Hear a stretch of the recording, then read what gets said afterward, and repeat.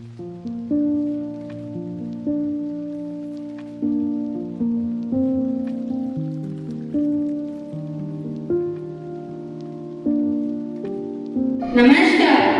मैं कक्षा 12 की छात्रा निशा सिंह आज के इस प्रार्थना सभा में हिंदी दिवस के अवसर पर आयोजित होने वाले इस कार्यक्रम में आप सभी का सहृदय स्वागत एवं अभिनंदन करती हूँ।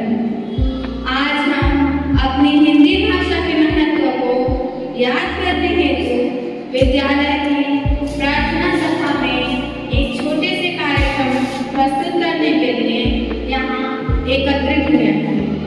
आज के इस कार्यक्रम में हमारा उत्साह बढ़ाने के लिए आप सभी गुरुजन एवं भाई बहनों को मेरी तरफ से सुप्रभात। हिंदी दिवस के अवसर पर आयोजित इस कार्यक्रम की शुरुआत मैं हिंदी भाषा को समर्पित कुछ पंक्तियों से करना चाहती हूँ। भारत का कहना है हिंदी भाषा, भारत का कहना है हिंदी भाषा, जो सदा भारत में सदा रहेगा, सदा ही मेरा शान बनकर चमकता रहेगा, सदा ही मेरा शान बनकर चमकता रहेगा।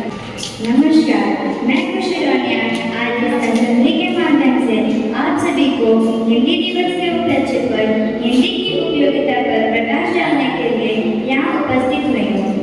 राष्ट्र के बहुसंख्यक लोगों द्वारा बोली जाने वाली भाषा राष्ट्रभाषा होती है। राष्ट्रभाषा संपूर्ण राष्ट्र को एकता के सूत्र में बांधने और राष्ट्रीय भावना से जोड़ने की महत्वपूर्ण कड़ी है।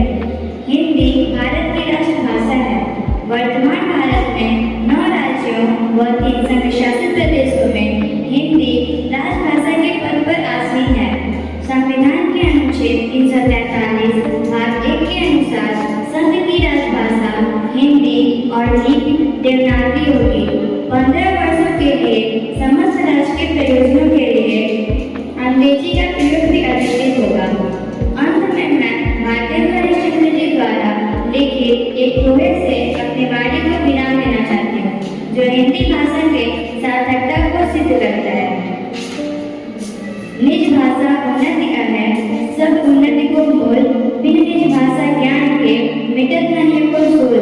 इस दोहे में भारतीय हरिश्चंद्र जी कहते हैं कि अपनी भाषा का उन्नति होना सबसे बड़ा उन्नति है।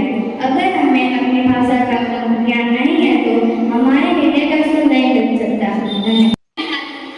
हिंदी दिवस पे आप सभी को हिंदी कविता सुना रही हूँ। सबसे प्यारी हिंदी है राष्ट्रभाषा हमारी, हमको लगती सबसे प्यारी हिंदी से पहचान हमारी।